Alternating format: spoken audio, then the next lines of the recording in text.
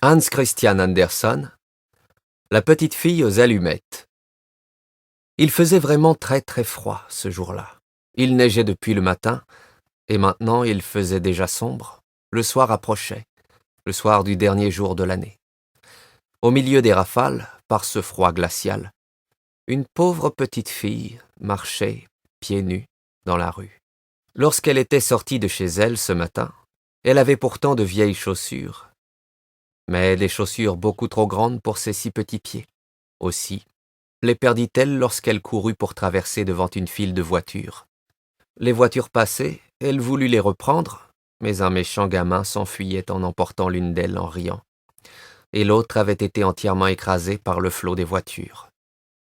Voilà pourquoi la malheureuse enfant n'avait plus rien pour protéger ses pauvres petits pétons.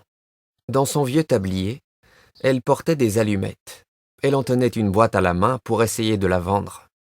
Mais ce jour-là, comme c'était la veille du Nouvel An, tout le monde était affairé et, par cet affreux temps, personne n'avait le temps de s'arrêter et de considérer l'air suppliant de la petite fille. La journée finissait et elle n'avait pas encore vendu une seule boîte d'allumettes. Tremblante de froid et de faim, elle se traînait de rue en rue. Des flocons de neige couvraient maintenant sa longue chevelure. De toutes les fenêtres brillaient des lumières et de presque toutes les maisons sortait une délicieuse odeur de volaille qu'on rôtissait pour le festin du soir. Après avoir une dernière fois offert en vain son paquet d'allumettes, l'enfant aperçut une encoignure entre deux maisons. Elle s'y assit, fatiguée de sa longue journée, et s'y blottit, tirant à elle ses petits pieds. Mais elle grelotte et frissonne encore plus qu'avant, et cependant, elle n'ose pas rentrer chez elle. Elle n'y rapporterait pas la plus petite monnaie, et son père la battrait.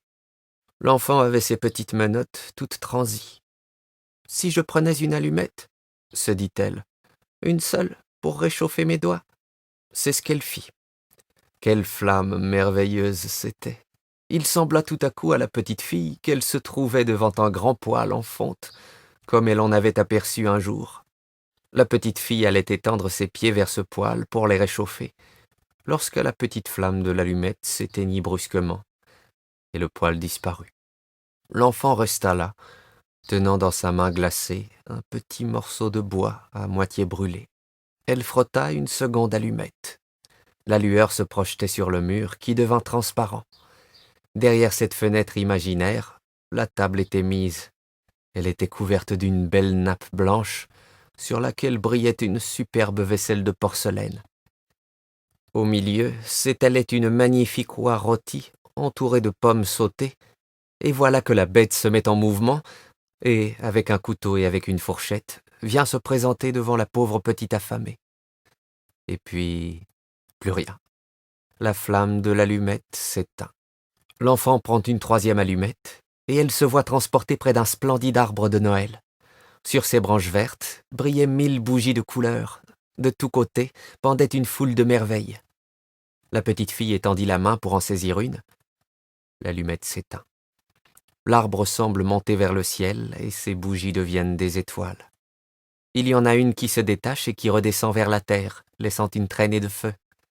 « Voilà quelqu'un qui va mourir ?» se dit la petite.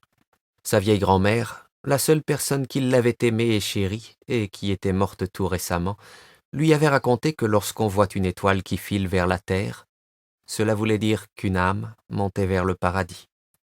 Elle frotta encore une allumette. Une grande clarté se répandit, et, devant l'enfant, se tenait la vieille grand-mère. « Grand-mère !» s'écria la petite. « Grand-mère, emmène-moi ! Oh, tu vas aussi me quitter quand l'allumette sera éteinte. Tu vas disparaître comme le poêle si chaud, l'oie toute fumante et le splendide arbre de Noël. Reste, s'il te plaît, ou emporte-moi avec toi. » Et l'enfant alluma une nouvelle allumette, et puis une autre, et enfin tout le paquet, pour voir sa bonne grand-mère le plus longtemps possible. Alors, la grand-mère prit la petite dans ses bras et la porta bien haut, en un lieu où il n'y avait plus ni froid, ni faim, ni chagrin. Le lendemain matin, les passants trouvèrent sur le sol le corps de la petite fille aux allumettes. Ses joues étaient rouges, elle semblait sourire. Elle était morte de froid pendant la nuit qui avait apporté à tant d'autres des joies et des plaisirs. Elle tenait dans sa petite main, toute raidie, les restes brûlés d'un paquet d'allumettes. « Quelle petite sotte !» dit un sans-cœur. « Comment a-t-elle pu croire que cela la réchaufferait ?»